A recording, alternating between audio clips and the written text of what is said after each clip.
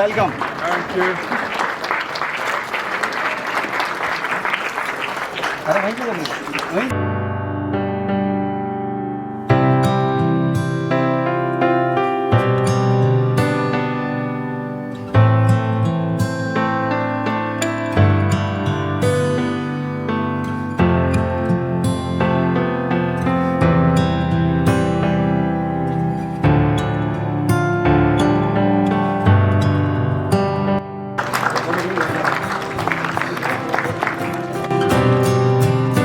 वक्रतुंड महाकाय सूर्यकोटि समप्रभ निर्विघ्नं कुरु मे देव सर्वकार्येषु सर्वदा।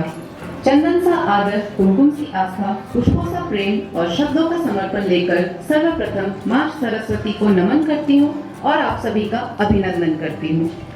ऊंचे आसमान में पंछी लेते हैं उड़ान, वैसे ही अपनी मेहनत से जिन्होंने छुआ है आसमान, पधारे हैं आज इस कार्यक्रम में हमारे मेहमान, करती हूँ आदर पूर्वक उन्हें प्रणाम।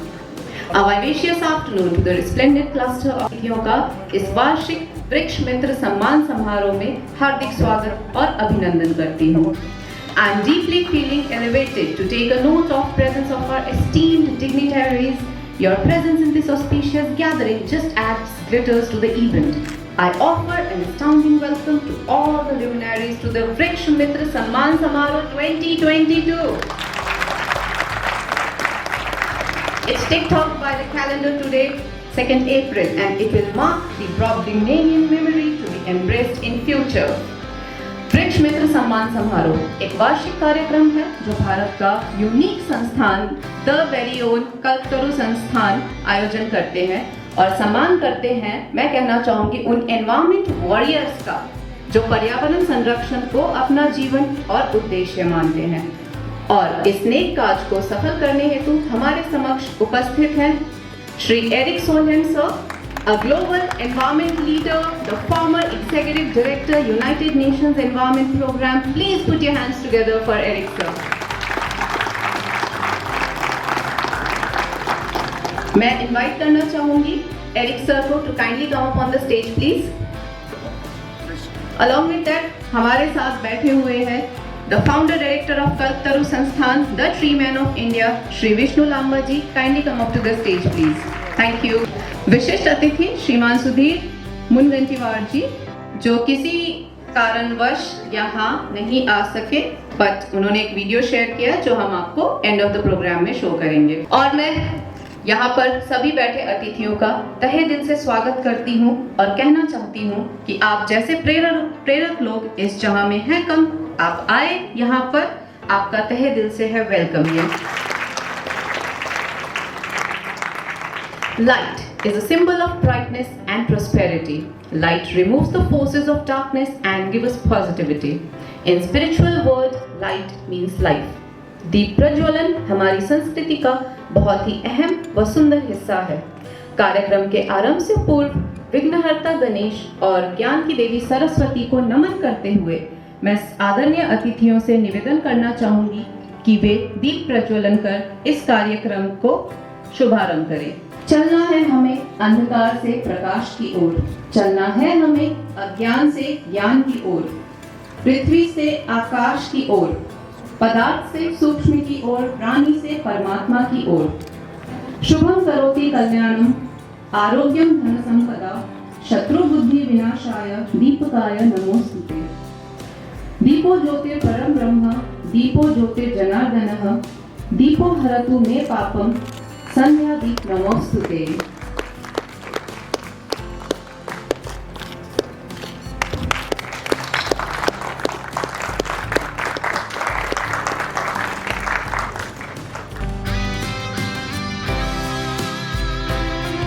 और इसी बीच मैं स्वागत करना चाहूंगी the first citizen of Jaipur, city mayor doctor Saumya Gurjar ji का। तालियों के साथ उनका स्वागत हो गया।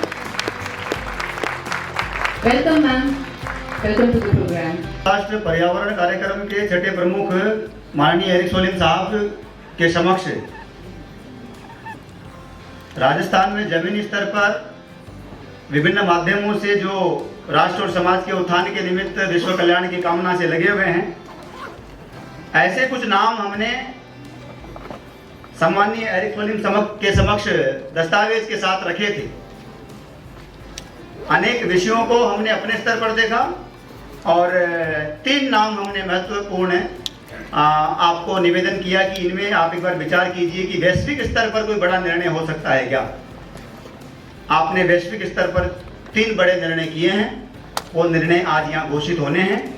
मुझे पूरी आशा है कि आप सब लोग उस निर्णय को स्वीकार कर उसका स्वागत करेंगे। अनुरोध करना चाहूंगी कि आप हमारे विशेष मेहमान को माननीय श्री एरिक सोलिम जी को कल्पतरु संस्थान द्वारा विशेष पौधा प्रदान कर उनका स्वागत करें। इस नए कार्य के लिए मैं हमारी first citizen of Jaipur city mayor doctor Saumya Gurjar ji को भी आमंत्रित करना चाहूंगी कि वे स्टेज पे आए और एरिक सर का स्वागत करें। Thank you Vishnu sir for doing the honours.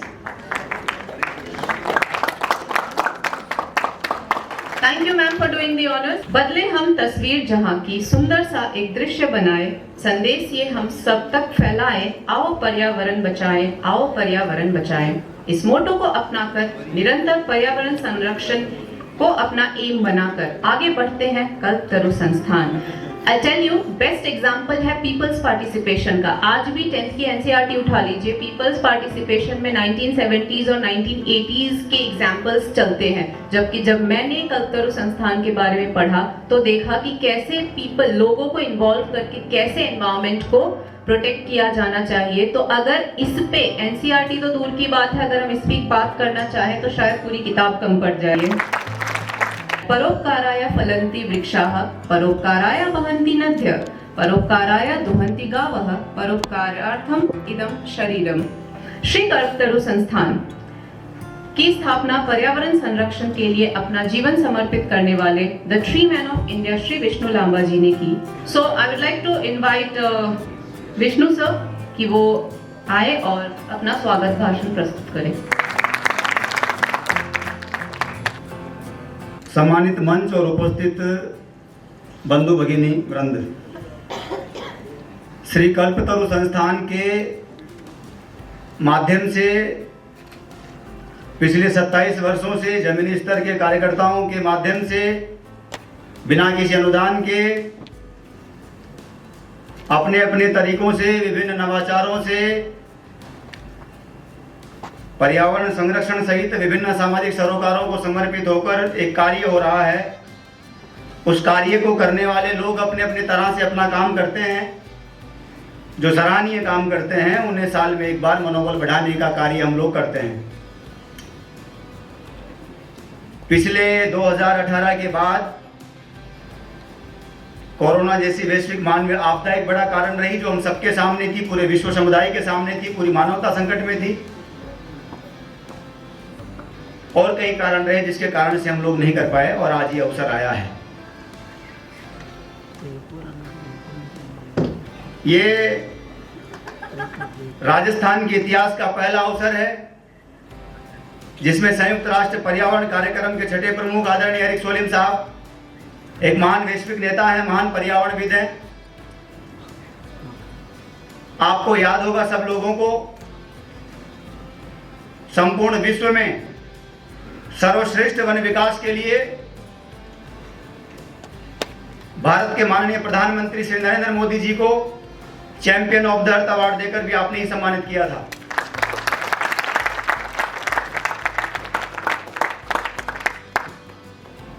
आदरणीय एरिक सोलिम ने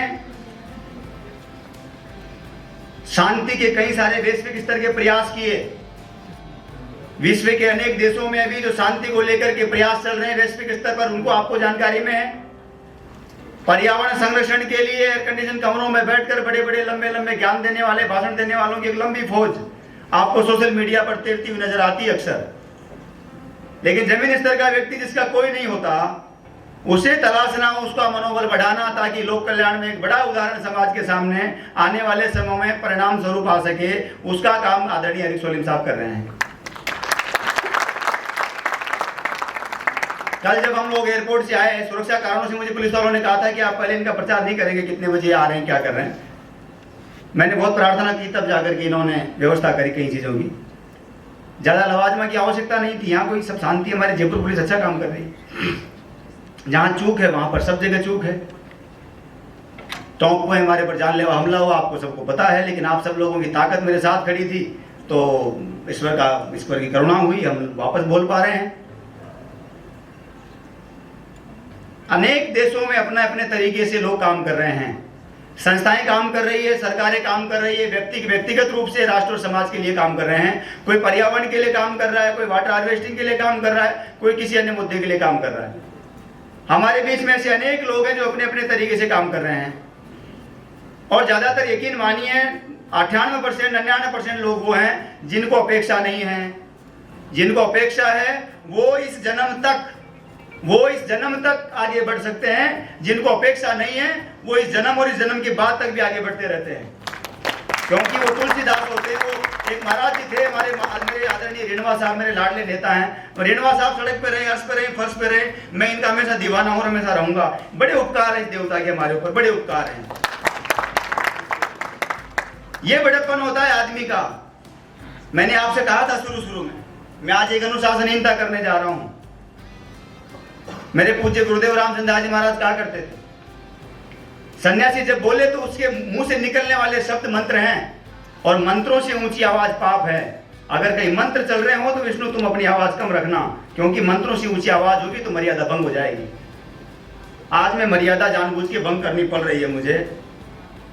आदरणीय राजकुमार रेणुवा जी सामने विराजमान है, ये बड़प्पन है उनका। मेरा छोटा सा भगवान मंच पर विराजमान है। ये रेणुवा साहब की दरिया दिल्ली है। मैं वहां बैठने लायक बना हूं, उसमें सबसे बड़ा योगदान अगर किसी राजस्थान सरकार के मंत्री का तो राजकुमार रेणुवा का है। मैं दावे से कह सकता हूं, सरकार किसी की को क्या फर्क पड़ता है। सरकार आती जाती रहती है। आपके पूज्य अटल जी ने कहा था, पार्टियां बनती बिगड़ती रहती है, लेकिन सबसे बड़ी बात जिसके साथ खड़े हो उसके साथ खड़े रहो। ये जिंदगी मौत आना जाना खेल है, क्या फर्क पड़ता है। लेकिन खुददारी वफादारी बड़ी चीज है, और वफादारी रेणुवा साहब खून में मिली है, और बदन हमने तपा लिया है। कोई खोप क्या होता हम जानते ही नहीं है। एक आप महाराज उनका सन्यासी का जिक्र करते थे अक्सर आपके भाषणों को। मैं तो पीता था महाराज, मैं तो उनको जीता था आपके भाषणों को, और मैं भगवान से प्रार्थना करता हूँ और बहुत वापस फिर परमात्मा आपको सेवा का अवसर कहीं न कहीं किसी न किसी और बड़े रूप में दे, ताकि और पेड़ लगाएं लोगों के लिए और मानवता की सेवा करें। ऐसे लोग राजस्थान की धरती पर, राजकुमार जी रेणुवा जैसे लोग राजस्थान की राजनीति में है, ये मेरे लिए नहीं पूरे प्रदेश के लिए गर्व की बात है। एक सामान्य व्यक्ति, कोई नहीं पूछ रहा था, मैं भग रहा था इधर उधर, सबके पास जा रहा था, फलान जी ऐसा कर दीजिए, डिगड़ जी ऐसा कर दीजिए, मुझे रेणुवा जी से मिलवा दीजिए, एक पौधा लगाना, हमारे वन मंत्री बने हैं। और मैं चला गया, अनेक संस्मरण है, मैं क्या बताऊं। मैं चला गया वहां घर पे, बरसती बरसात में भीग रहा हूँ, बाहर ऐसे ठिठुर रहा हूँ, एक पेड़ के पीछे चिपका हुआ हूँ। रेणुवा जी के छोटे भाई के बेटे मुझे मिले, तो उन्होंने कहा मुझे कि क्या हुआ। मैंने कहा साहब से मिलने आया था ऐसे ऐसे। अरे तो यहाँ क्यों भीग गए हो, अंदर आओ। पूछा ही नहीं तुम कहाँ से आए हो, कौन हो, क्या हो। सब पहले भोजन भजन सब चीजें और सारा एकदम मतलब वहाँ मालिक बना के बैठा दिया घर वालों ने। वो दिन था, आज का दिन है, मैं उस परिवार का सदस्य हूँ। और रेणुवा साहब का बड़प्पन रहा माननीय वन मंत्री राजस्थान सरकार के रूप में। जिस दिन वन मंत्री बने, जिस दिन वहां पहली बार मीटिंग ली वन विभाग के अधिकारियों में, और एक ही बात बोली वहां पर। मैं कोने में खड़ा था, विष्णु इधर आ। मैंने कहा साहब, पीसीसीएफ थे, उनको बोला मैं कहूं या विष्णु लांबा बोले, वन मंत्री का आदेश ही मानना। ये था राजकुमार रेणुवा का रुतबा। और उसका परिणाम ये रहा, रेणुवा जी ने कहा मैं झाड़ों को झाड़ नहीं मानता, पेड़ नहीं मानता, झाड़ झाड़ है, पेड़ पेड़ है। आप तुलसी बांटते हो, आप झाड़ियां बांटते हो, उनका अपना महत्व है। बड़ पीपल के पेड़ लगाओ, बड़ी बड़ी उम्र लंबाई वाले पेड़ लगाओ। और उस समय 4 या कुछ प्रतिशत 1% क्षेत्र राजस्थान में बढ़ा। ये संभवतः वर्ष 2016 की बात बता रहा हूँ। राजस्थान के इतिहास में से अनेक लोग समय समय पर अपने अपने नवाचारों से, अपने अपने तरीकों से अपना काम करते हैं। उन्हीं में श्री कल्पतरु संस्थान एक है। कल्पतरु संस्थान अपने तरीके से काम कर रहा है। सरकारी कागज मेरे पास, मेरी फाइल में रखे हुए हैं, रखे हुए। लेकिन मेरी नहीं कोई कंक्रीट का जंगल खड़ा करने की मंशा, क्योंकि 3 बार तो फाइल सलट चुकी थी अपनी। बनास में सलटती बच गई, फिर टोंक में सलटती बच गई, लेकिन कुछ हुआ नहीं। और मुझे लगता है जिस मिशन के लिए आए वो मिशन पूरा करके ही जाएंगे, पहले नहीं जाने वाले। तो मेरा ऐसा है कि अभी शुरुआत है। और सादगी से अपनी जमीन पर लगे रहिए। महाराज जी का उदाहरण देते थे अक्सर, जिनका वो फोटो भी नहीं है शायद दुनिया में कहीं कोई, उनका रामसुख दास जी महाराज, सही बोल रहा हूं मैं, रामसुख दास जी महाराज का अक्सर हमारे रेणुआ साहब उदाहरण देते थे। एक फोटो नहीं है दुनिया में उनका। तो मुझे लगता है ये कर्म जो है ना, आपको जाने कितना कहां पहुंचा देंगे। ये तो आज ऑडिटोरियम आना पड़ गया, एरिक साहब पधारे हैं, आप सब लोग पधारे हैं। ऐसे ही कुछ नवाचार यहाँ पर कुछ देश में अन्य अलग अलग कोणों में हो रहे हैं। तेलंगाना से राज्यसभा सदस्य हैं आदरणीय संतोष कुमार जी। संतोष कुमार जी ने फोन करके अपनी एक इच्छा व्यक्त करी, और वो बड़ी लोक कल्याण से जुड़ी इच्छा थी। संतोष कुमार जी 16 करोड़ पेड़ लगाने का एक बहुत बड़ा लक्ष्य लेकर के चल रहे हैं, और उस पेड़ लगाने के लक्ष्य में प्रभास, वो कौन सा फिल्म, बाहुबली फिल्म में प्रभास एक एक्टर आप सब जानते होंगे, वो उनके साथ जुड़े हैं, नागार्जुन जुड़े हैं, और भी कई सारे, मैं फिल्में नहीं देखता सॉरी, तेलंगाना की टीम आई हुई है। तो तेलंगाना की टीम टोंक भी पहुंची है, अभी मेरे पास फोन आया वहां से, आज तक टोंक भी गई है, कल एरिक साहब का वहां प्रोग्राम है। आप सब लोगों से मेरा अनुरोध है, संतोष कुमार जी ने एक संदेश भेजा है, आज आने वाले थे माननीय मुख्यमंत्री जी के साथ, कहीं जाना पड़ गया, उनके कुछ यहाँ समस्या शायद जाना पड़ गया, उनके प्रतिनिधि आए हैं, आज एक बड़ी घोषणा यहाँ पर वो करवाना चाहते हैं। वो अभी एरिक साहब आपको बताएंगे, मैं मौखिक तौर पर बता देता हूं, उनकी कितनी आपके पल्ले पड़ेगी मुझे नहीं पता। आदरणीय संतोष कुमार जी राज्यसभा सांसद तेलंगाना का ऐसा कहना है। राघव जी खड़े हुए हैं, राघव जी एक बार खड़े हो जाएं, जोरदार तालियां राघव जी के लिए। राघव जी बिराजिए। राघव जी आप पीएस हैं आदरणीय संतोष जी के। संतोष कुमार जी ने कहा है कि कल्पतरु संस्थान राजस्थान के किसी भी भूभाग पर सेलेक्ट करके तय करे, मैं फाइनेंस करूंगा और कल्पतरु पेड़ लगाएगा, ये उनका मानना है। 1 लाख पेड़ उन्होंने लगाने को। I am right mister Raghav? या तो मेरा बस ये निवेदन था, इस तरह के लोग हम कितने लगाएंगे, कब लगाएंगे, क्या करेंगे, 5 जून तक चेहरा आपके सामने स्पष्ट होगा। पूरी दुनिया के अंदर आज एक सोशल मीडिया ने जितना अच्छा काम किया उतना ही गड़बड़ भी कर दिया है। कई सारी पूजा चौधरी है जो कजोड़ लाल की आईडी निकलती है, कई नंबर डाल देते हैं तो पता चलता है, और फोन कर करके बावड़ा कर दिया छोरियों को। तो मैंने मेरा नंबर दे दिया, मैंने कहा मैंने बच्चों को मैंने हटा दो, तुम मेरा नंबर दे दो। अब वो रात को 2 बजे मुझे हाय। आप कल्पना करो, मैं सोचता हूँ कभी कभी, मेरे भी घर में 3-4 बेटियां हैं, भाइयों की है, मैं सोचता हूँ कभी कभी कि समाज में जीते कैसे होंगे ये, स्पेशली गर्ल्स कैसे अपने आप को। उस दौर में हमारे बच्चे निर्भीक होकर के बरसों से आते हैं जाते हैं, और कई सारे तो ऐसे हैं जो अपने आप में स्ट्रॉन्ग भी है, सक्षम भी, अच्छे परिवारों से हैं। हमारी वो क्या नाम है इसका, पूनम को एक दिन छोरी मिलकर रस्ते के अंदर कुछ थे, एनसीसी कैडेट थी, 4-5 साल की बात हो गई शायद उस बात को। वो रेणुआ साहब मंत्री थे उस समय, अपन पेड़ लगाने गए थे। पूनम ने अकेली ठोक के आगे 2-4 को, और मुझे आगे बोली भैया, मैंने कहा कहाँ क्यों रही है, बोले ऐसे ऐसे हो गया।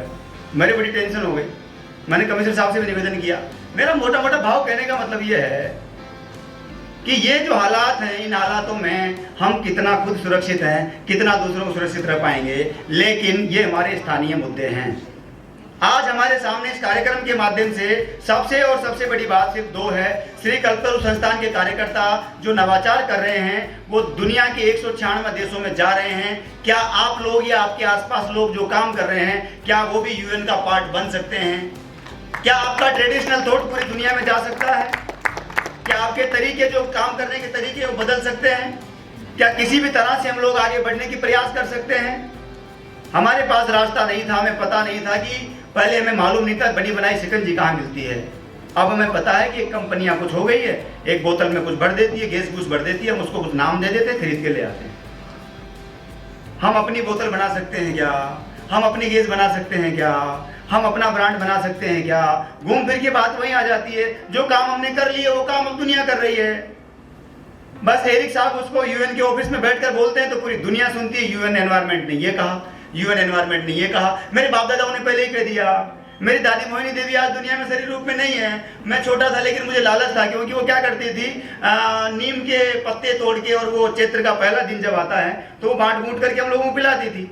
और मैं उसको डोगरी के चक्कर में थोड़ा कड़ा पता नहीं क्या पिलाएगी, लेकिन उसके साथ वो बूरा देती थी खाने का, उसमें मिलाती थी बूरा, उस बूरे के लालच में जाते थे। आज पता चल रहा है कि जो चैत्र में पहला दूसरा 3 दिन नीम की वो पानी पी लेता है, वो तैयार किया हुआ उसका, वो कभी बीमार नहीं पड़ता है, उसका ब्लड पूरी तरह सही रहता है। ये हमारे बाप दादाओं ने पहले ही बताया हमारे को। मेरे गुरुदेव आश्रम में कई सारे ऐसे प्रयोग करते थे। मैं जब वहाँ पर आश्रम में था, मैं नागांव में रहा, रामानुज संप्रदाय में रहा, और तेराबाई त्यागियों में रहा, कई जगहों पर रहा।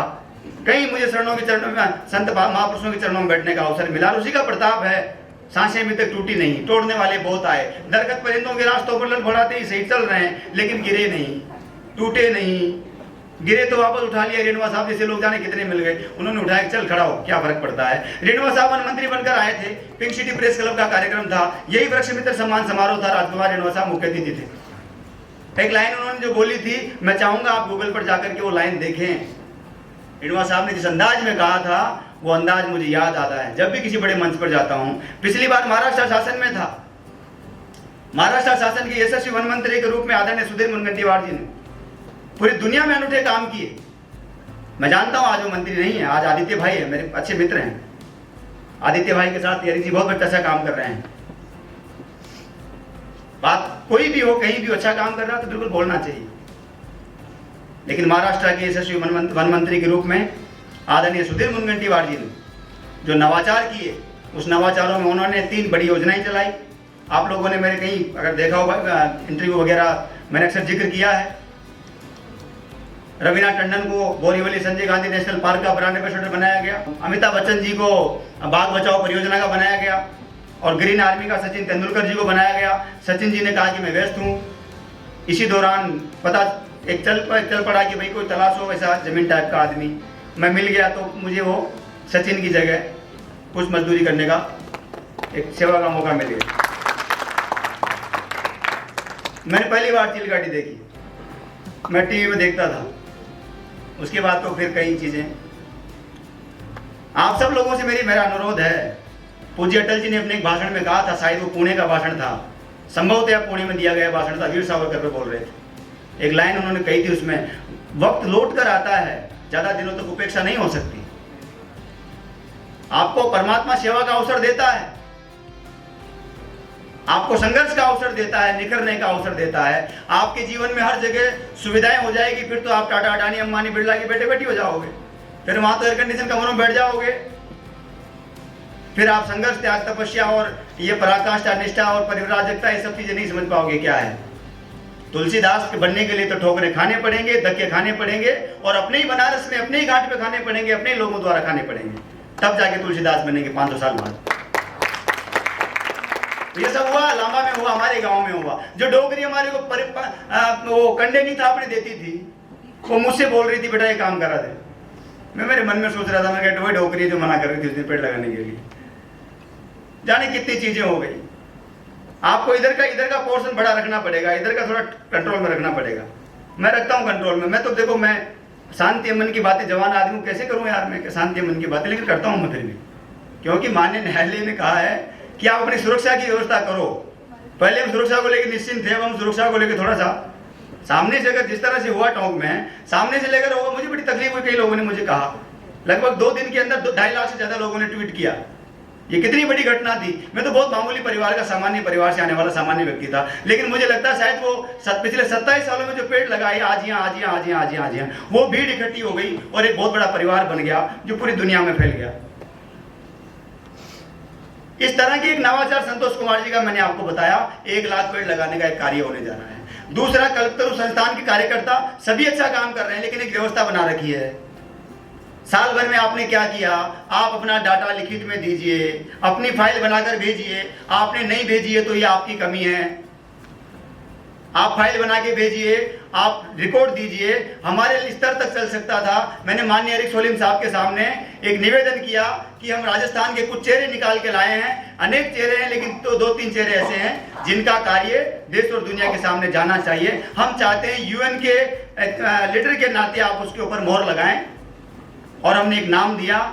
उस नाम पर हमने कहा, राजस्थान के इतिहास में जब से मैं जानता हूं, आदरणीय रघुवीर सिंह कौशल जी वन मंत्री थे, भैरव सिंह जी बाबूसा के समय मैंने पेड़ लगाया था, ललित किशोर चतुर्वेदी जी थे, मैं बहुत छोटा था, तब से लेकर आज तक मैं काम कर रहा हूं, हर वन मंत्री के साथ मेरा ताल्लुक रहा है। लेकिन एरिक ने कहा, संयुक्त राष्ट्र के पर्यावरण कार्यक्रम के प्रमुख के रूप में आदरणीय एरिक सोलिम ने पूरा रिकॉर्ड देखने के बाद कहा, राजस्थान सरकार के इतिहास का सर्वश्रेष्ठ वन मंत्री अगर कोई है तो राजकुमार रेणुआ है। ये आपने कहा और उन्होंने अवार्ड जारी किया है। आज हम यहाँ पर उनको पुरस्कृत करने वाले हैं। आप जोरदार ताली से राजकुमार रेणुआ जी का स्वागत करें। मेरा आप सब लोगों से निवेदन है, जमीन स्तर के लोगों को आगे बढ़ाइए, और जहां से सीखने को मिला है उनका मैं रेणुआ साहब, ये मंच, ये मंच, ये संस्थान, ये माध्यम मात्र है। मैं समझता हूं कि आप जैसे लोगों को सम्मानित करके तो यूएन के एनवायरमेंट चीफ भी खुद सम्मानित हो रहे होंगे मनी मन। ये हमारे लिए बहुत बड़ी बात है। संतोष कुमार जी से मेरा कोई व्यक्तिगत वो नहीं था, उनका बड़प्पन था कि उन्होंने सेवा का अवसर दिया। मेरा आप सब लोगों से अनुरोध है, एरिक बोलेंगे, मैं बस इतना सा निवेदन करना चाहता हूं, आपका स्नेह बनाए रखिए। हम कुछ बड़ा करने का जा रहे हैं। वृक्ष मित्र सम्मान समारोह में पहले सम्मानित करवाएंगे, उसके बाद में एरिक कुछ दो शब्द बोलेंगे, फिर मुझे वापस 2 मिनट झेलना पड़ेगा आपको, एक बार जैसे झेल रहे हो। मेरा आप सब लोगों से अनुरोध है, आप जो काम कर रहे हैं, आप चाहते हैं वो कुछ अच्छा हो, आप चाहते हैं वो देश और दुनिया तक जाए, आप चाहते हैं वो ये अपने आसपास के वातावरण को इको फ्रेंडली एम्प्लॉयमेंट दे। छोटे छोटे प्रयोग आप कर सकते हैं, अपनी जानकारी भेज सकते हैं, और मैं आपसे अनुरोध करूंगा कि आप कृपया जो कुछ संस्था के साथ करते हैं वो कृपया ईमेल के माध्यम से करें। अभी चीज़ें बहुत बदल गई हैं, हम मौखिक बात को संस्था के नाते नहीं मानते हैं। कई लोगों की मुझे शिकायत करी है भी कि मेरा ये नहीं हुआ, मेरा वो नहीं हुआ। ऑफिशियल चलना शुरू कीजिए ताकि सीखने समझने का मौका मिले। मैं आप सब लोगों से प्रार्थना करता हूँ, यही स्नेह बनाए रखिए। आज यहाँ पर कई सारे लोग आए हैं, आदरणीय भाई साहब हैं, राजस्थान सरकार के विद्वान और वरिष्ठ अधिकारी आदरणीय पंकज जी ओझा यहाँ विराजमान हैं, कई सारे लोग यहाँ पर हैं, तो मैं कईयों के नाम छूट जाएंगे जल्दीबाजी में, और कई सारी चीज़ें रह जाएगी, क्योंकि हर आदमी का अपना एक काम है। हमारे डेजर्ट ट्रेल से अमृता जी हैं, तो मुझे लगता है हमारे काम में ताकत है, हमारी मेहनत में पसीने में ताकत है, इतना पर्याप्त है। स्नेह बनाए रखिएगा। एरिक साहब कुछ बोलेंगे, उससे पहले वो कुछ लोगों को सम्मानित करेंगे। प्रणाम, नमस्ते। धन्यवाद सर। चारों ओर बढ़ाओ जागरूकता, पर्यावरण है आज की आवश्यकता। कल्पतरु संस्थान's various environment conservation programs would have been difficult to achieve without the active participation and contributions of the volunteers, collaborators, and they have given their extraordinary contribution for environment conservation. So, इनका मानना है, आओ मिलकर पर्यावरण बचाएं, रोके इस संकट को जो हमारी विरासत को निगल जाए। तो आइए इन्हीं real life heroes, are environment warrior, वृक्ष के मित्रों को हम सैल्यूट करें, इन्हें सम्मानित करें। माफी चाहूंगा। आदरणीय एरिक सोलिम साहब का राजस्थान आगमन कई सारे कारण थे। एक महत्वपूर्ण कारण है जो उन्होंने मुझे रात को बताया है, जयपुर में एक जयपुर एनवायरमेंट फेस्टिवल हो, किस रूप में हो, किस स्वरूप में हो, क्या क्या उसके प्रकार हों, क्या क्या उसमें नवाचार हों, ये सब हमने कुछ अपने जो देसी बुद्धि है हमने लिख करके आपको निवेदन किया था। तो हमने एक जयपुर एनवायरनमेंट फेस्टिवल की घोषणा आज करने वाले हैं, और इनका यही कहना था कि यदि यहाँ की स्थानीय सरकारें और यहाँ के लोग, यहाँ की संस्थाएं यदि उसमें शामिल होती हैं तो आप चाहेंगे कि संयुक्त राष्ट्र पर्यावरण कार्यक्रम के जितने भी 196 कंट्री के जितने भी जो पार्टिसिपेट करते हैं वहाँ पर, वो सब लोग आपके राजस्थान की राजधानी जयपुर में आएँ, और यहाँ से एक जयपुर एनवायरनमेंट डिक्लेरेशन के माध्यम से, जयपुर घोषणा पत्र के माध्यम से, जयपुर पर्यावरण घोषणा पत्र के माध्यम से पूरी दुनिया का दिशा और दर्शन देने का काम करेंगे। वो एक महत्वपूर्ण विषय था, मुझे लगा आप लोगों को मैं अवगत करा दूं। धन्यवाद। धन्यवाद सर। अब मैं आमंत्रित करना चाहूंगी इन्हीं एनवायरमेंट वॉरियर्स को वन बाय वन, और हम यहाँ फेलिसिटेट करेंगे। फेलिसिटेशन के लिए I would like to call upon Eric sir, and one by one मैं नेम्स अनाउंस करूंगी, आप कृपया मंच पर आए और अपना सर्टिफिकेट्स ग्रहण करें। I would like to call upon श्रीमान राजकुमार जी रेणुआ जी को। Please put your hands together for Renua sir. ये राजस्थान के सर्वश्रेष्ठ फॉरेस्ट मिनिस्टर माननीय श्री Rinva sir.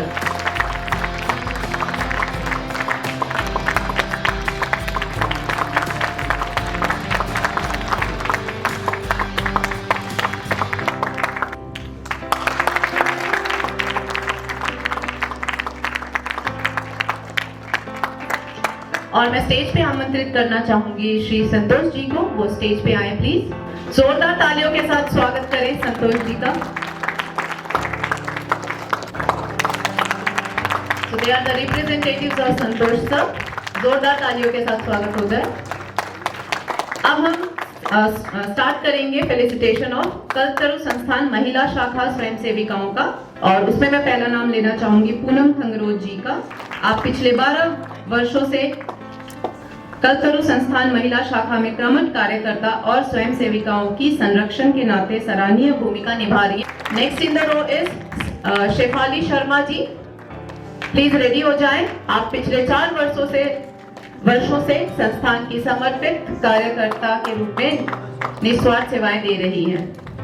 जोरदार तालियां। शेफाली मैम अभी बस आ रही है। शेफाली जी। नेक्स्ट नीता शुक्ला जी। नीता शुक्ला जी, आप पिछले 15 वर्षों से संस्थान की सक्रिय कार्यकर्ता के रूप में कार्य कर रही हैं। आप वर्तमान में संस्थान के कल्पतरु नर्सरी अभियान का नेतृत्व कर रही हैं। जोरदार तालियां नीता शुक्ला जी। नेक्स्ट इतिक्षा शर्मा जी। इतिक्षा शर्मा जी, आप पिछले 4 वर्षों से कल्पतरु संस्थान के कल्पतरु वॉलंटियर्स अभियान का नेतृत्व कर रही हैं। आपकी सराहनीय सेवाओं के लिए पूर्व में माननीय एरिक सोलेम हम भी आपको ट्वीट कर बधाई दे चुके हैं। इतिक्षा शर्मा जी, क्या आप हैं यहाँ पे? ओके। तपस्या कोहली जी, एक बार आप स्टेज पे आ जाएं। तपस्या जी। नेक्स्ट राज पूनिया, एक बार स्टेज पे आ जाएं please. Raj Poonia ji. Next Vitiksha Sharma ji. Vitiksha Sharma ji, please ready हो जाएं। आप पिछले 4 वर्षों से संस्थान की सक्रिय कार्यकर्ता के रूप में सराहनीय सेवा दे रहे हैं। वितिक्षा शर्मा जी। नेक्स्ट कल्पतरु संस्थान मुख्य शाखा के स्वयं सेवकों का सम्मान। आकाश बेनीवाल जी। आकाश बेनीवाल जी, आप लंबे समय से कल्पतरु संस्थान के समर्पित कार्यकर्ता के रूप में निस्वार्थ सेवाएं दे रहे हैं। Next in the row Anil Sharma ji, आप पिछले 15 वर्षों से कल्पतरु संस्थान के समर्पित कार्यकर्ता के रूप में निस्वार्थ सेवाएं दे रहे हैं। अनिल शर्मा जी।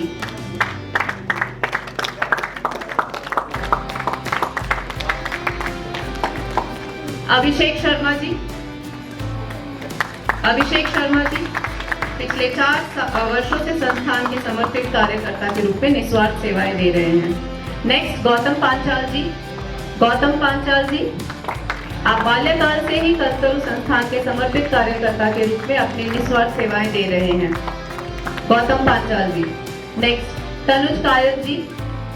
तनुज कायत जी, आप पिछले 15 वर्षों से श्री कल्पतरु संस्थान के समर्पित कार्यकर्ता के रूप में निस्वार्थ सेवाएं प्रदान कर रहे हैं। पर्यावरण विरोधी योजनाएं तहत स्मृति वन में 5000 वृक्षों की कुर्बानी देकर बनाए जाने वाले प्रस्तावित वर्ल्ड हैबिटेट सेंटर कार्यक्रम की को रुकवाने में भी आपकी बहुत बड़ी भूमिका रही। Next in the row Shri Kalpataru Sansthan के सहयोगियों का सम्मान, और इसमें जोरदार तालियों के साथ स्वागत करें श्रीमान करण सिंह राजावत जी का। श्रीमान करण सिंह राजावत जी, आप वन विभाग राजस्थान में वर्तमान में क्षेत्रीय वन अधिकारी टोंक के रूप में कार्यरत हैं। आप वर्ष 2008 से संस्थान के मार्गदर्शक मंडल में अपना सार्थक योगदान दे रहे हैं। नेक्स्ट श्रीमान विक्रम पाराशर जी। विक्रम पाराशर जी, आप श्री कल्पतरु संस्थान के अति महत्वपूर्ण सहयोगियों में शामिल हैं। आपका मार्गदर्शन हम सभी कार्यकर्ताओं का मनोबल बढ़ाता है। नेक्स्ट श्रीमान देवांग भंडारी जी। देवांग जी। नेक्स्ट श्रीमान मनीष त्रिपाठी जी, इनका माननीय एरिक सोलेम के हाथों टोंक में सम्मान होना है कल। श्रीमान आभास वर्मा जी, प्लीज स्टेज पे आ जाएं। आप संस्थान के समर्पित सहयोगी और कार्यकर्ता के रूप में अपनी निस्वार्थ सेवाएं दे रहे हैं। नेक्स्ट श्रीमान आलोक व्यास जी। आलोक व्यास जी, आप कल्पतरु संस्थान के सहयोगी संरक्षण मार्गदर्शक और कार्यकर्ता के रूप में सराहनीय सेवा दे रहे हैं। श्रीमान रजत पारिक जी, भीलवाड़ा राजस्थान से आने वाले रजत पारिक जी हैं हमारे साथ। श्रीमती नम्रता मंडा जी, श्रीमती नम्रता मंडा जी, नागौर राजस्थान से आने वाली श्रीमती नम्रता मंडा जी ने कल्पतरु संस्थान की सहयोगी के रूप में समय समय पर सराहनीय सेवाएं प्रदान की हैं। अपने पराली की समस्या का समाधान करते हुए एक विशेष नवाचार के तहत स्थानीय महिला समूह को रोजगार देते हुए उनके प्रकार की वस्तुएं बनाना शुरू कर सार्थक संदेश दिया है। जोरदार तालियां। श्रीमान दिनेश जोशी जी, दिनेश जोशी सर, जोधपुर राजस्थान से आने वाले जोशी सर पर्यावरण कार्यकर्ता के रूप में हमारे शुभचिंतक सहयोगी के रूप में अपनी निस्वार्थ सेवाएं प्रदान कर रहे हैं। नेक्स्ट श्रीमती सिद्धि जौहरी जी, सिद्धि जौहरी मैम है हमारे साथ। जोधपुर राजस्थान से आने वाली श्रीमती सिद्धि जौहरी जी ने श्री कल्पतरु संस्थान के कार्यकर्ता के रूप में शामिल होकर इंडो नेपाल इंटरनेशनल अभियान शुरू किया है। इस अभियान को वैश्विक स्तर पर सार्थक सराहना प्राप्त हो रही है। जोरदार तालियों के साथ स्वागत सिद्धि जौहरी जी का। नेक्स्ट वैद्य शंभू दयाल शर्मा जी, शंभू दयाल शर्मा जी हैं हमारे साथ।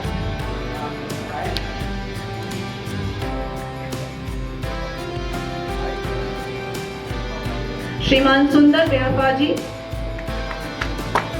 जोरदार तालियों के साथ प्रतिष्ठित युवा कवि हैं। अपने समय समय पर श्री कल्पतरु संस्थान के सहयोगी के रूप में अपनी सराहनीय सेवाएं दी हैं। रिश्ते और सफर जिंदगी का जैसी महत्वपूर्ण पुस्तकों का विमोचन करते हुए यह मंच स्वयं को गौरवान्वित महसूस कर रहा है। जोरदार तालियां, तालियां बजती रहनी चाहिए।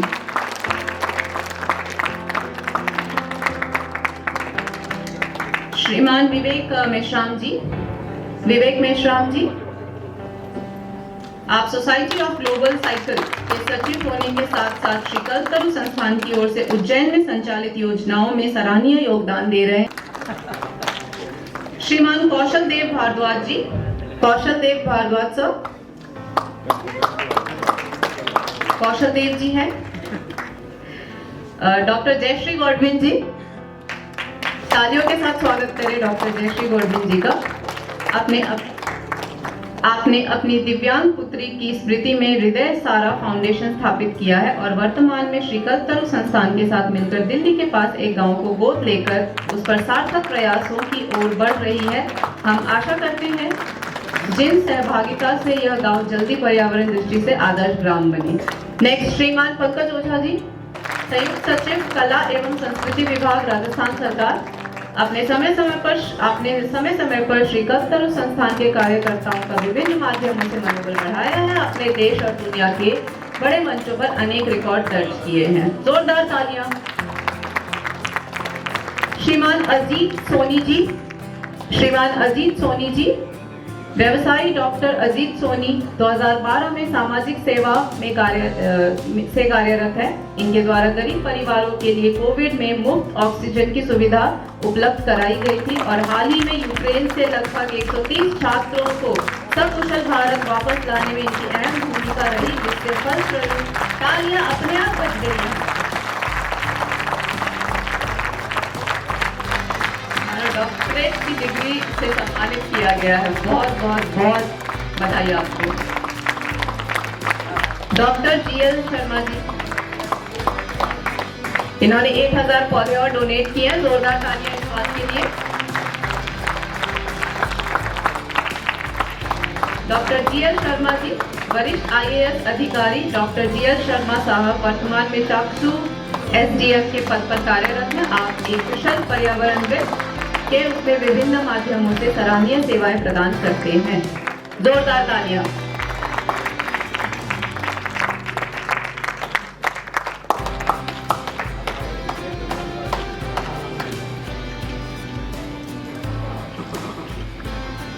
रुचि साधवानी जी, आप जयपुर शहर के विभिन्न माध्यमों से सामाजिक सरोकारों में सक्रिय दिखाई देती हैं। हाल ही में आपने श्री कल्पतरु संस्थान की ओर से चलाए गए जयपुर शेयरिंग फेस्टिवल में सराहनीय भूमिका निभाई है। जोरदार तालियां।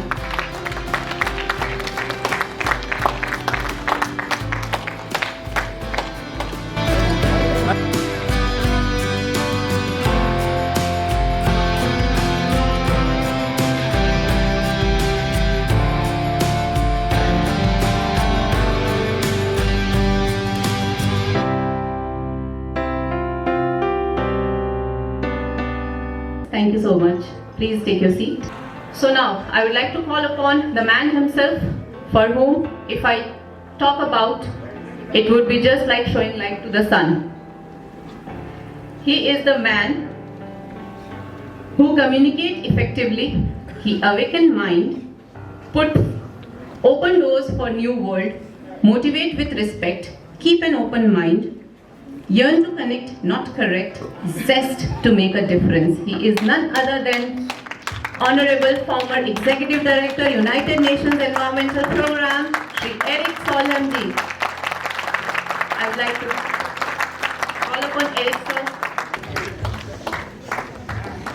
Good afternoon. Namaste. Namaste. I felt so honored when I could give out these diplomas to great environmentalists from the state of Rajasthan. There were even some people coming all the way from Telangana and from the very west of Rajasthan. So people have come a long way. But what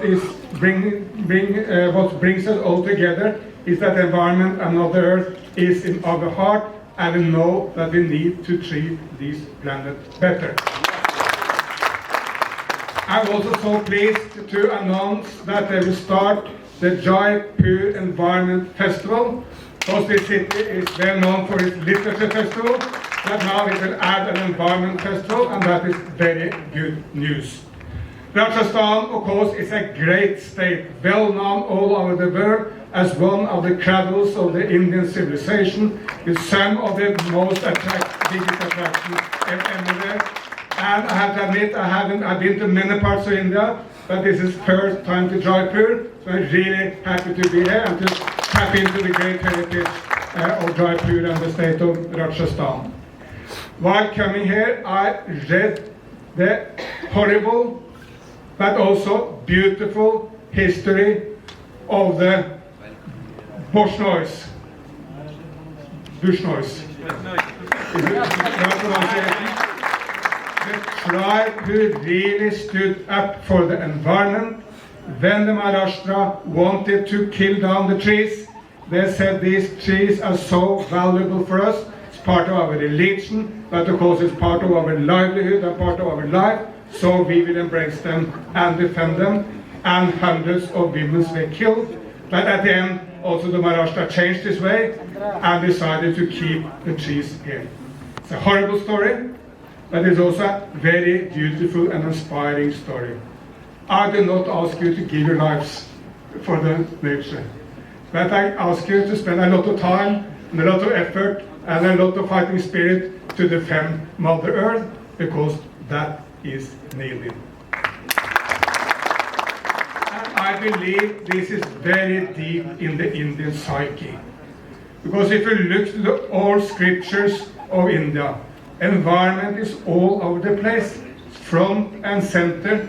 Your grandfathers and mothers, they venerated nature. All over the Vedas and all over the great stories in the Ramayana and all the other great stories is about nature. Hinduism is the only religion where gods are part human and part animal. Hanuman, Ganesh, can it be a stronger symbol of the link between humans and nature? We cannot do in the long run without elephants, nor can we do without the monkeys or any other animals. We are all integrated and together. But this is great stories from Hinduism. There are similar great stories from other religions. I'm coming from Europe, where most people are Christian. Jesus Christ spoke about the tree, spoke about the fish. Indeed, in the early days of Christianity, the main symbol of Christmas were not the cross, Today, everyone thinks of Christians with the cross. First symbol was a fish, because Jesus Christ was walking around Lake Galilee, what's today Israel, and he venerated the fishermen there, and the tree, which of course was the livelihood of Palestine, which was a very dry area, in that sense similar to the state of Rajasthan. So whatever are our roots, environment is there, but I would say in particular, environment there is there in the old Indian scripts. And also there's a very beautiful saying in the Vedas, the whole world is one family.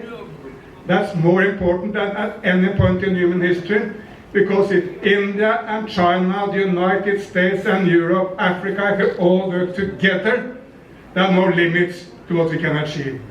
If we allow someone to make wars, to criticize each other, fight each other, well, we come much, much shorter way. So let's embrace this saying, the whole world is one family. I think you all know that we have huge environment challenges, so I will not dig into the challenges. I'm on the solution guide, focusing on the solution. But let's repeat, there are three main environment challenges for planet Earth. Climate change, which makes temperature higher. Rajasthan, frankly, is already a quite hot place, and it's also a quite dry place. It cannot be hotter and drier, and similar issues are all over the planet. We need to keep temperature down. Secondly, we should not pollute planet Earth. Some of the northern Indian cities are very polluted. I read the stories of people in Punjab who, under the COVID, and for the first time pollution came down, for the first time they could see the... And thirdly, we need to protect nature. Nature is destroyed on many places in the world, and it's hunting back on us. But good news is, as soon as humans restore nature, and as soon as we relieve the problems for nature, Mother Earth is coming back. That was what we experienced during COVID. Nature came back all over the planet. In the United States of America, they spoke about the great party in the national parks there, because when we did not destroy it, the nature came back. In Europe, there were bears walking in the streets. In South Africa and Cape Town, there were penguins walking in the streets of Cape Town. All over the planet, nature came back, and we know that will happen. We just need to make sure that we don't destroy this planet. But that's up to us. And I'm very optimistic. I believe there is an enormous opportunity now for getting it right. And the reason is very simple. Development in the past could not happen without destruction of Mother Earth. That's a fact. Started in the United Kingdom in the Industrial Revolution 250 years back, moved on to Germany, to the United States, to Japan, to Korea, to China, and now coming to India. First you pollute like hell, and then you start solving the problem. That's the old model. That's the past. That's the 19th century, the 20th century. 21st century is about all those solutions which are good for the economy and good for the ecology at the same time. Obviously, India needs economic growth. That's some people saying that India can do without economic growth. No, no, and no. India still has hundreds of millions of people living in poverty, and India has more people who are in the lower middle class who deserves a better life and more material goods. That can only come with economic growth. But economic growth needs to happen in a new way, which is based on all those policies. It's good for the economy and jobs, and good for Mother Earth at the same time. That's ecotourism, that's green agriculture, that's a circular economy, that's the renewable energies, and that's electric cars and electric vehicles. But at the core of all of it is energy. Because for the first time in human history, we can fuel everything with renewables. Solar and wind and green hydrogen and all the renewable energies are now the cheapest energy. In the past, you needed coal. No one did coal because we loved coal.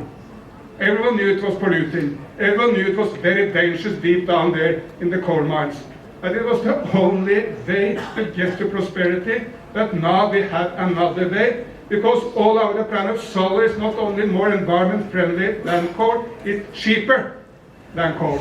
So you save money from the state budget or from the customer's pocketbook if you go into renewables. So for the first time, a new model is possible, the win-win model. That's now acknowledged basically all over the planet. We just need to do it. Now I will tell you a little bit about 4 B's. There are 4 factors, all starting with the letter B, which is now changing the world. Business, Brussels, meaning the European Union, Beijing, meaning China, and Bharat, meaning India. I will focus on Bharat, but let me first give a little bit of the world view, because India is not alone in the world, and it may be aspiring to see how much is happening in other parts of the world. Business is now well ahead of politics nearly everywhere. In the old days, I'm coming from a socialist tradition, in the old days we thought the state needed to regulate everything, otherwise business will not go green. There's some truth in it for sure, but it's also not true that basically every business are ahead of politicians. When President Trump in the United States of America said, I don't want to be in the Paris Agreement for climate change, what happened with business? Not one major company in America raised its hand and said, we agree with the president. Everyone said, we happen to disagree with you, Mr. President. You are on the wrong path, and by the way, we will move towards lower emissions, whatever the White House and the president says. And all the major companies of the United States now want to go green. We just mentioned one, Microsoft.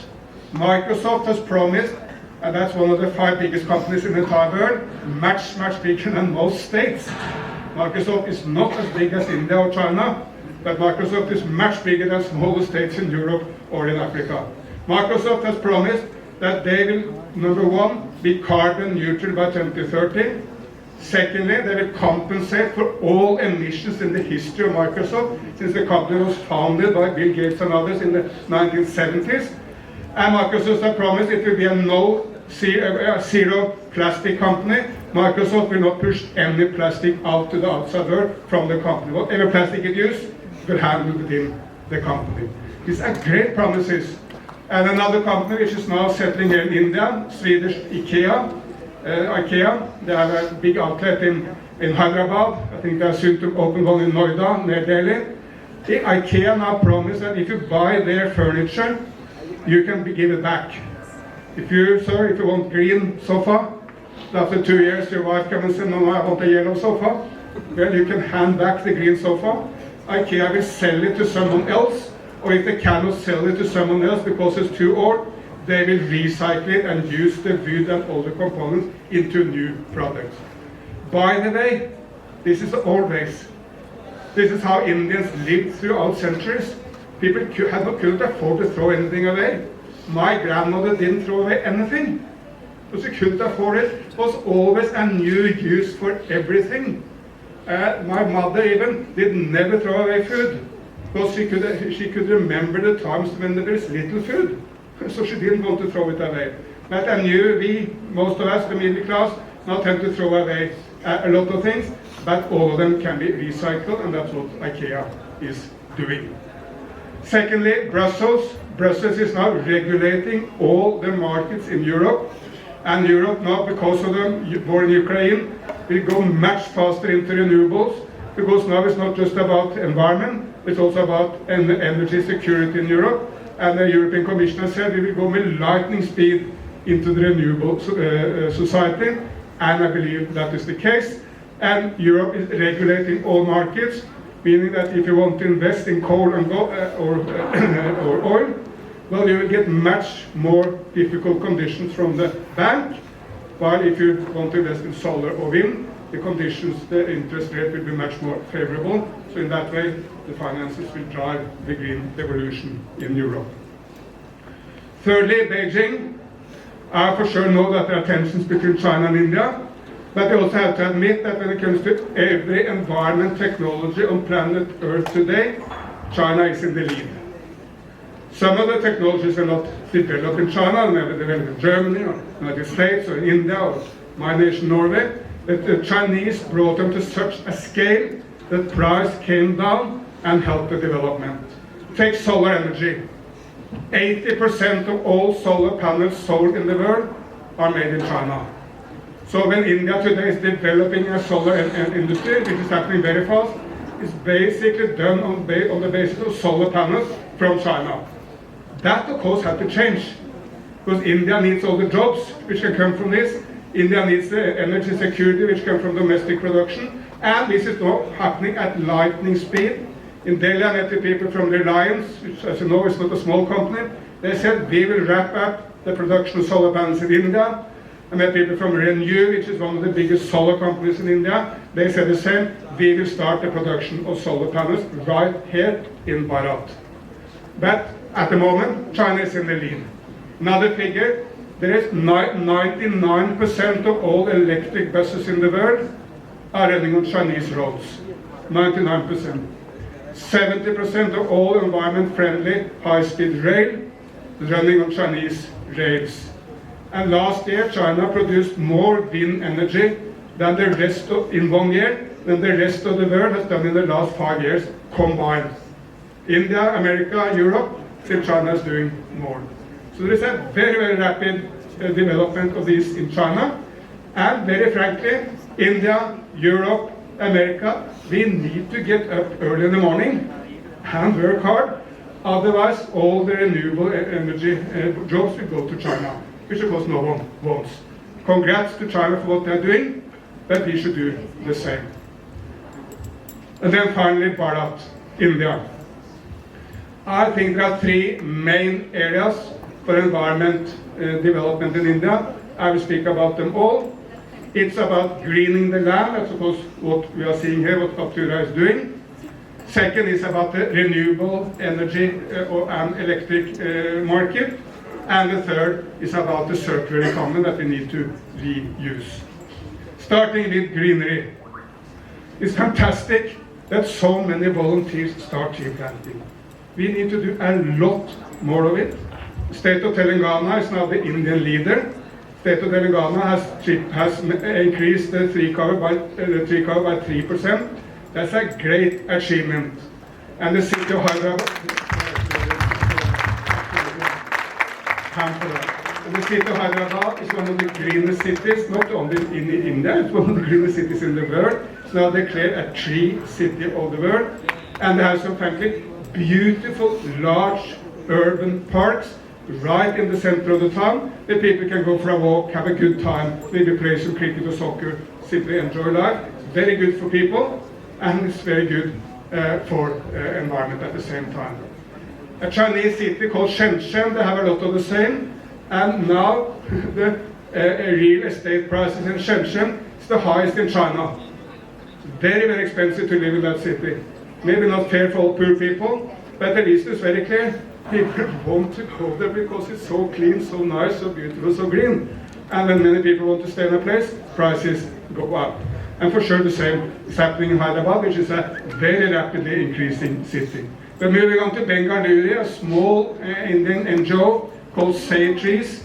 They have made 30 small urban forests right in the city of Bengaluru.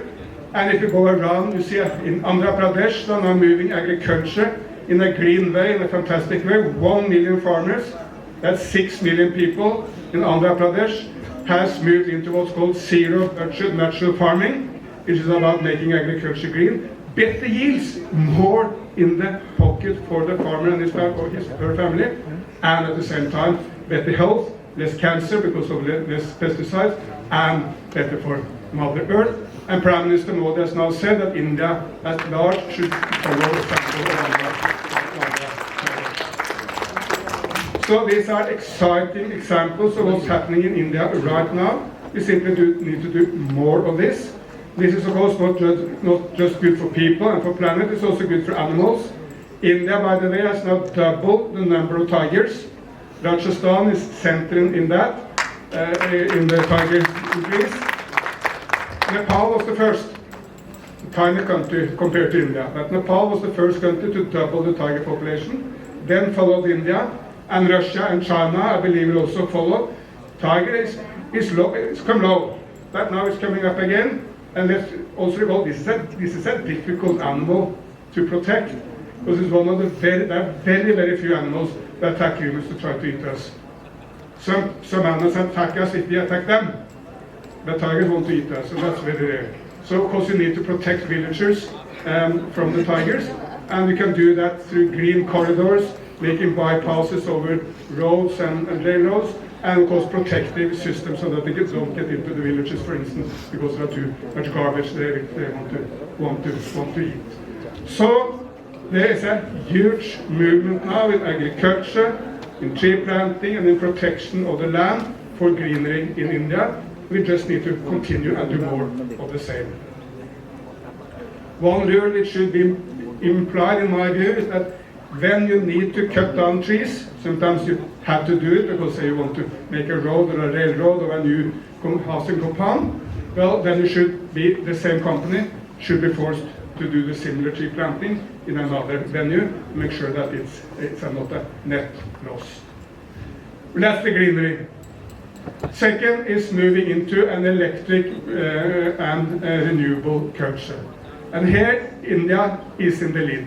True, China is number one, but India will very soon be the number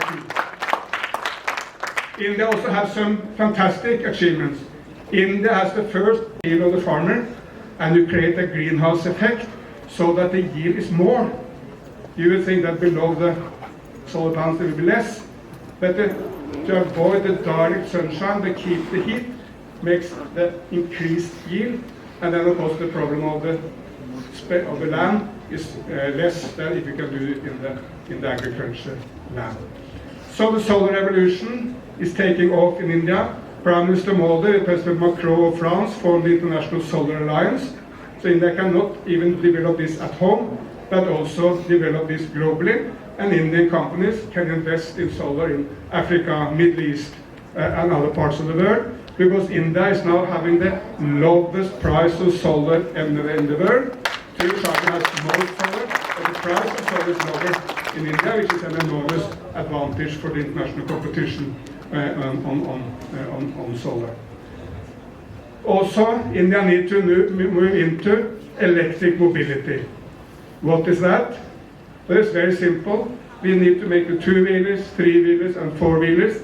They need to be electric, and the heavy trucks, aviation, and shipping need to move into green hydrogen. Hydrogen is produced by solar, but you cannot use the solar directly into the ships or the aviation, but you can do it through the green hydrogen. In my nation, Norway, last year, 80% of all cars, nearly all cars sold, were electric. Why is that? It's because the companies are making much better cars.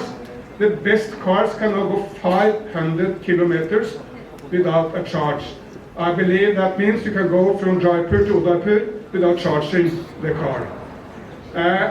You charge it at home, and then you come to Udaipur, you charge it again before going back home. And Tesla said very soon they will make 1,000 kilometers per charge. So this is rapidly developing. We in our family has a Hyundai Kona Korean car, and it makes 500 kilometers without charging. But also you need government policies to help introduction of electric cars. And if you buy an electric car today, you will save money. But you will not save money immediately. But if you keep that car for 10 years, you will save money. Because over time, the cost of charging electric is much less than to buy gasoline. But the upfront cost of the car is higher. So if you are a poor man or at least don't have a lot of money, you may feel that the upfront cost is too high. But that should be mitigated by government policies, where government can give subsidies to the electric cars or potentially make the other cars more expensive. What we did in Norway was to give priority to electric cars in the bus lanes. We gave priority to electric cars and parking spaces, and all these tricks worked. And very soon, all cars and everyone buying a new car bought an electric one. Basically all the big players in the Indian industries now moving into electric. The Mahindras, the Tatas, the company in southern India called Ola. Also for two-wheelers and three-wheelers, it's happening very, very fast. But governments need to help it happen. and of course the people need to also help it happen by asking for and demanding electric cars and solar energy.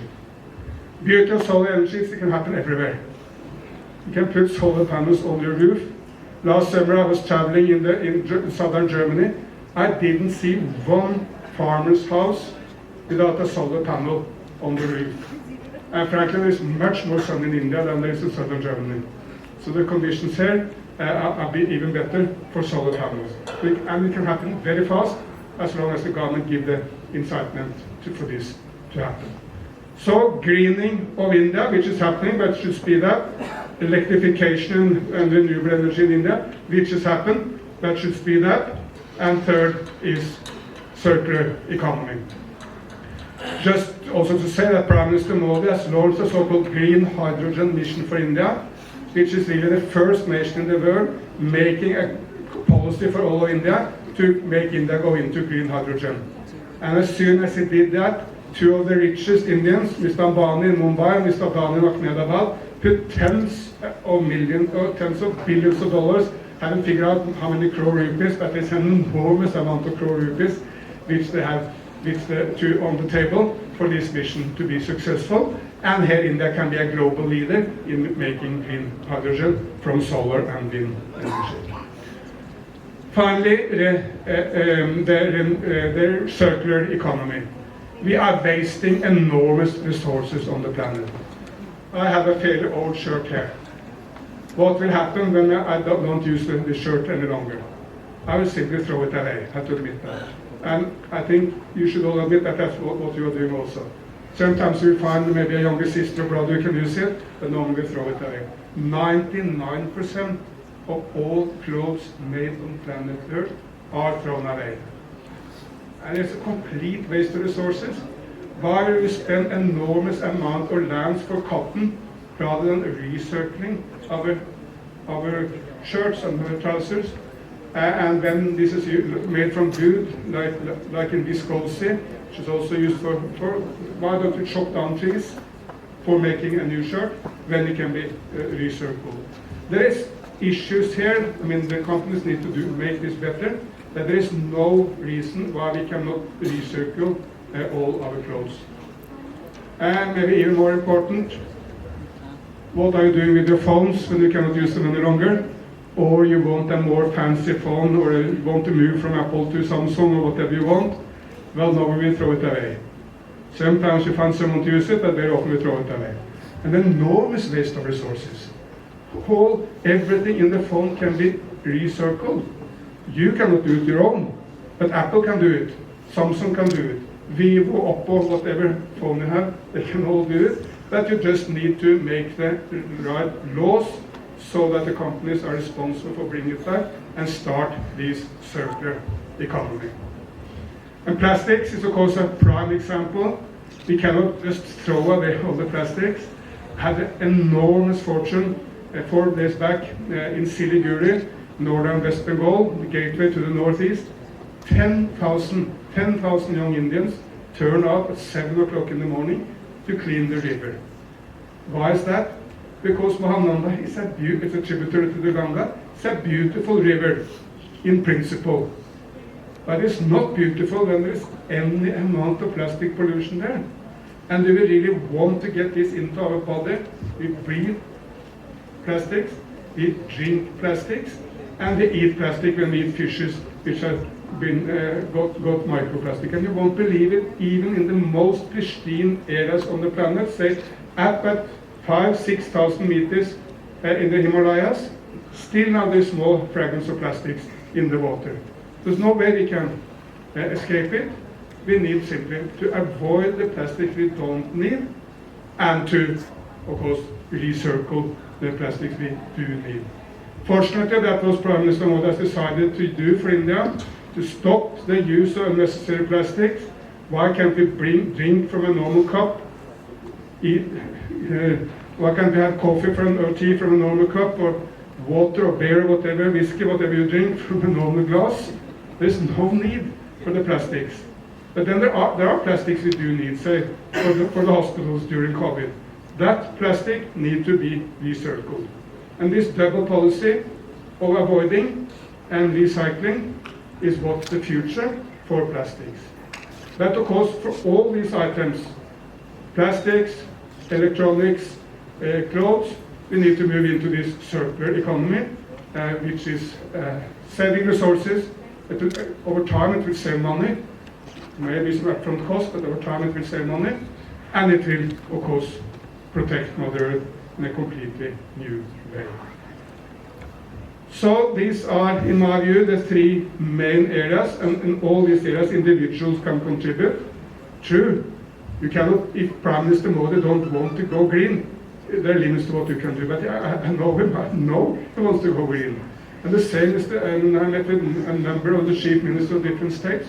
All of them want to take India in a greener direction, and the same is the case with the big players in Indian business and with the people. And when these three come together, politics, business and people, then we will see a green transformation of India.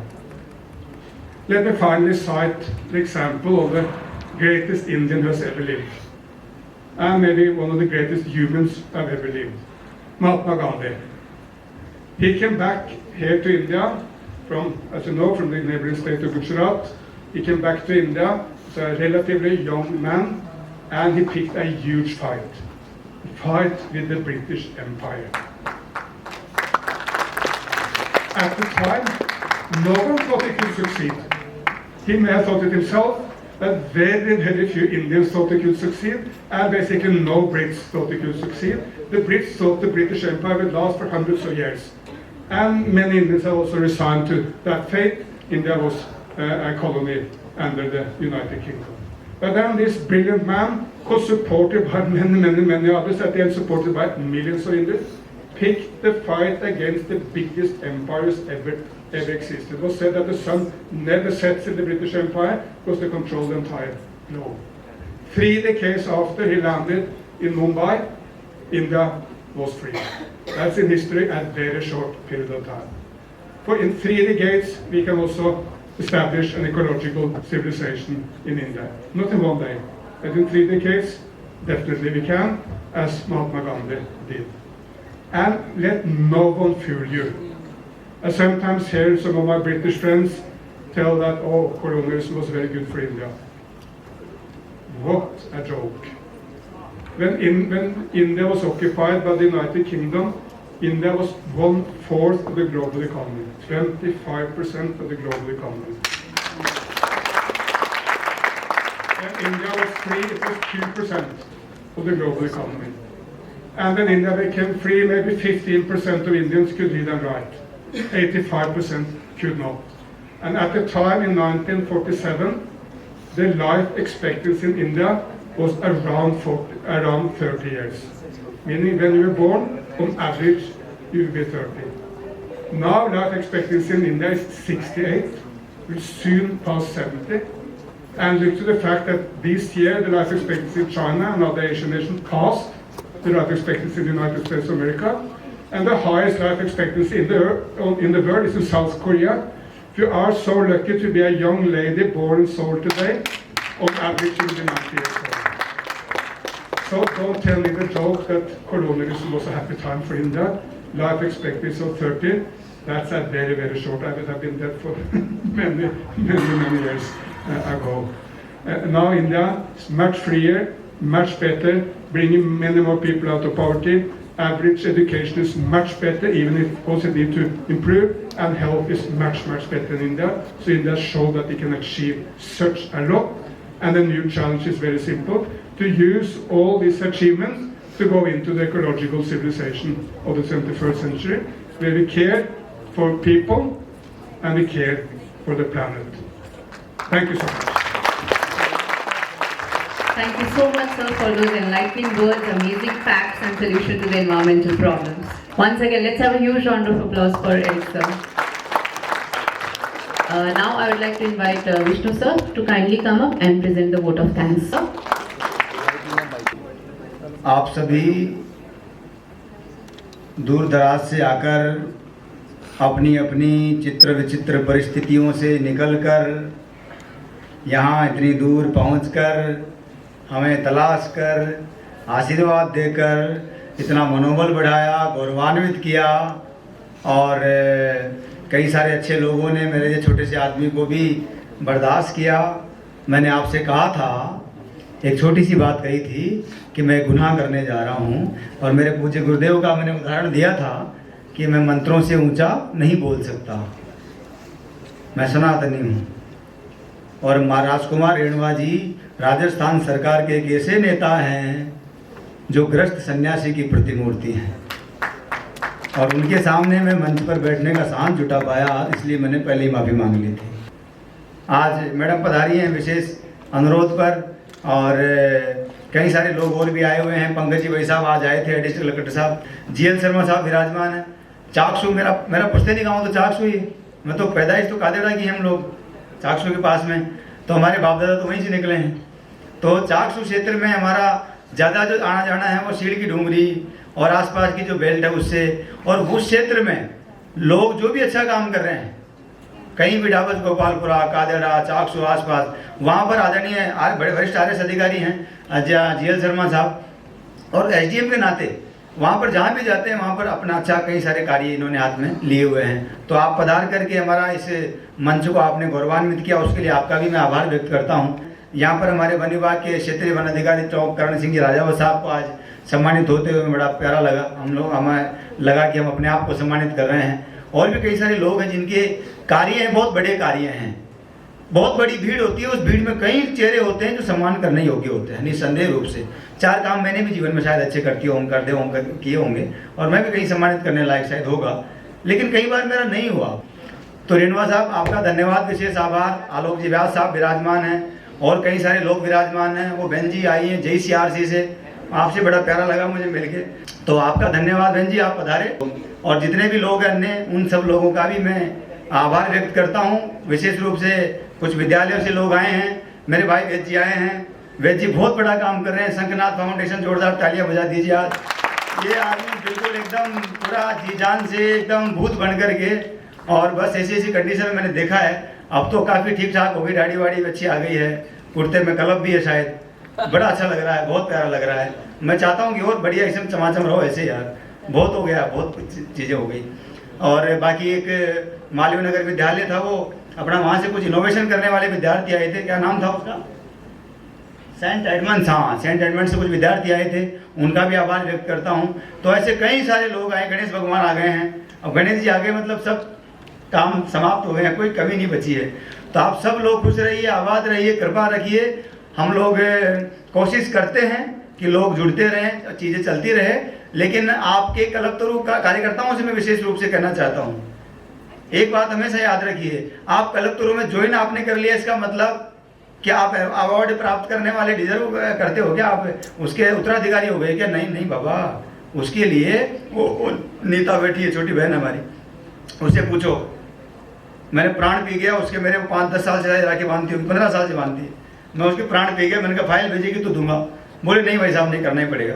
मैंने कहा ये official चीज़ों को अलग रखो, 15 साल बाद भी कोई पूछेगा ना राजकुमार रेणुवा को राजस्थान के सर्वश्रेष्ठ वन मंत्री का पुरस्कार कैसे दिला दिया, वो मैंने नहीं दिलाया, राजकुमार रेणुवा जी कामों ने दिलाया, इतनी मोटी फाइल नहीं दिलाया, जो मैंने भेजी है और UN चीफ के नाते इन्होंने उसको अप्रूवल दिया है।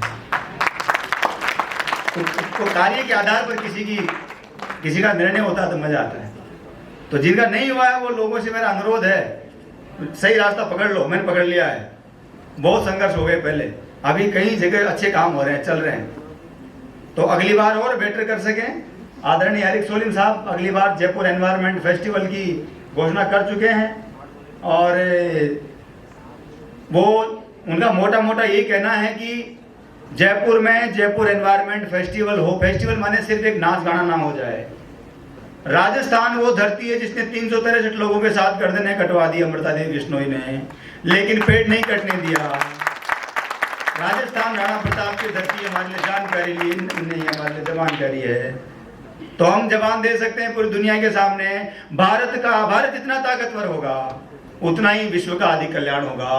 भारत का महाशक्ति होना विश्व की श्रेष्ठ सेवा की गारंटी है। मैं नहीं कहता, माननीय प्रधानमंत्री जी ने कहा है, और मैं बीजेपी कांग्रेस का नहीं हूँ, मैंने पहले ही कहा मैं पर्यावरण पार्टी का हूँ, आखिरी सांस तक की पार्टी है।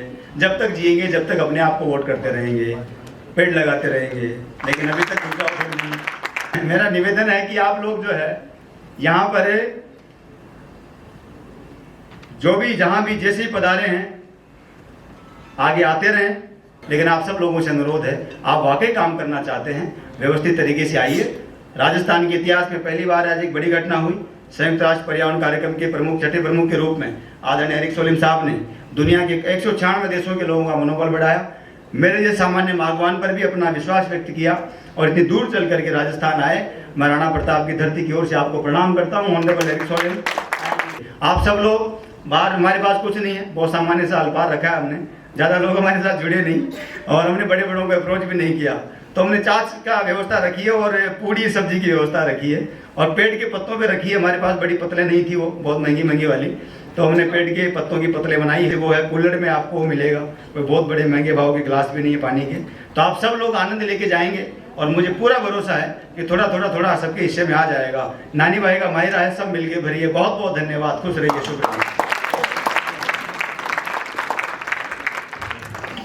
धन्यवाद सर। जो हमारे संतोष कुमार जी हैं, प्रतिनिधि के नाते ग्रीन इंडिया चैलेंज जो आजकल आप देखते होंगे सोशल मीडिया पे, उसके आप फाउंडर मेंबर हैं। Thank you Vishnu Lamba ji. Namaskar to everyone. I am very happy today on behalf of green India challenge. We are very happy and proud to be here. Now, on the eve of New Year, what we want to do, we want to associate with Kalpataru Samsthan, and we want to start with 1 lakh minimum. Then we go for even 10 million, 20 million or something like that with the people participation. We have technology, we have everything, we have localized species and all these things. Thank you so much for the wonderful opportunity here. Thank you so much, Erikal sir and Vishnu Lamba ji. Great audience. Thank you so much.